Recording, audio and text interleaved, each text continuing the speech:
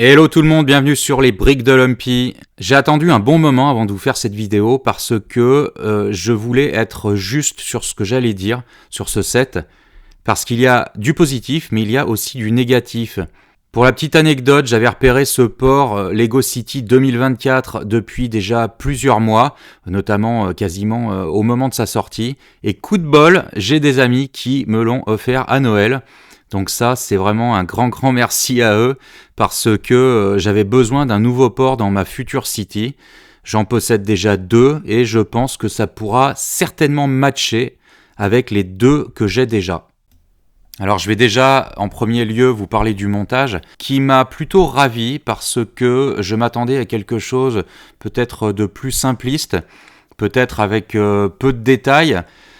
Compte tenu des prix de chez Lego qui ne cessent d'augmenter et parfois certains sets qui sont, on va dire, plutôt minimalistes, là pour le coup, le set n'est pas donné, mais j'estime qu'on n'est pas loin d'en avoir pour son argent. Je vais vous parler de ce qui m'a déplu pour commencer. Alors, pour le coup, des petits détails, c'est comme d'habitude, pas de fil à la canne à pêche du pêcheur qui est sur le port. Ça, je trouve ça extrêmement dommage. Un fil, ça coûte pas grand-chose. Alors, est-ce que c'est par rapport aux nouvelles normes pour les enfants ? Je ne sais pas. Mais là, pour le coup, c'est vraiment dommage. Le port, c'est quand même un port plutôt de marchandises avec des containers. Alors, autant les anciens ports, il y avait des véhicules, que là, j'ai pas compris pourquoi il n'y avait pas de camions. Au moins un petit camion qu'on pouvait charger avec peut-être une rampe qui serait descendue. Là, je comprends pas. Pour le coup, je vais joindre ce port à mes autres ports des années 2000 parce qu'il y a des véhicules, notamment des camions dans ces 2 derniers ports. Et sur ces camions, vous allez pouvoir charger les containers. Au niveau du bateau, alors le bateau est plutôt bien fait. Cependant, c'est un bateau qui ne flotte pas. Il est loin le temps des coques rigides qui permettaient de faire flotter ces bateaux dans une piscine, dans une baignoire. Il y avait même des moteurs Lego qui existaient à l'époque. J'ai toujours regretté que Lego ne sorte pas de bateaux flottants radiocommandables avec un simple système qui pourrait être intégré à un moteur qui se clip dessous la coque qui permettrait de flotter. Parce que je pense que les ondes radio pourraient passer, étant donné que la ligne de flottaison est pas si basse et que ça passera très largement dans l'eau. Hein. Je fais du modélisme, je sais de quoi je parle. Donc je pense qu'il y a quand même un truc à explorer à ce niveau-là pour pouvoir jouer dans une piscine avec un bateau Lego. Ça, ce serait super cool. Donc là, pas de flottaison sur ce porte-conteneur, c'est dommage. Toujours pour parler du porte-conteneur, j'ai trouvé l'arrière vraiment cheap. Alors effectivement, il se calque sur les porte-conteneurs qu'on peut trouver dans les ports comme au Havre ou ailleurs, mais je pense qu'on aurait pu faire un petit effort pour que ça soit un petit peu plus sympa. Bon voilà, on est toujours sur de la pose de stickers. Il n'y a pas de pièces imprimées, c'est bien dommage, c'est comme d'habitude. Je trouve aussi que les jet skis qui sont dans les containers sont ultra simplistes. Ça, c'est une grosse déception de ma part. Je pense qu'on pouvait faire beaucoup mieux. Et là, on voit que Lego est allé vraiment aux économies de pièces. Pourtant, ça leur aurait coûté quelques centimes de plus.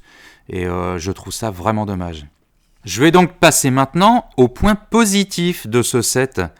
Alors, si vous démontez le poste de pilotage du bateau, vous allez pouvoir voir un moteur dessous. Alors ça, j'ai trouvé le détail vraiment sympa. C'est un détail peut-être qu'on s'en serait passé au niveau des pièces et les pièces auraient pu être peut-être mises sur des détails plus visibles comme les jet skis. Hein, voilà. J'ai aimé le plan du port qui est positionné sur une tille. Ça, j'ai trouvé ça très sympa. J'ai adoré le système de douche sur le côté du bâtiment avec la flaque d'eau. Il fallait vraiment y penser. Le montage est à retenir parce que je pense qu'on peut faire des trucs vraiment sympas. J'ai aimé les pneus sur le quai. J'ai bien aimé aussi les chaînes en détail sur le ponton et sur les quais. On a un super magasin de glace qui est très joli. Les tables et les sièges au premier étage qui sont vraiment super sympas. Voilà, vous allez pouvoir mettre des figurines. Je pense que le port mériterait presque un éclairage. Je vais peut-être y songer, je vais voir ça. Dans l'ensemble, la finition est plutôt bonne. Hein.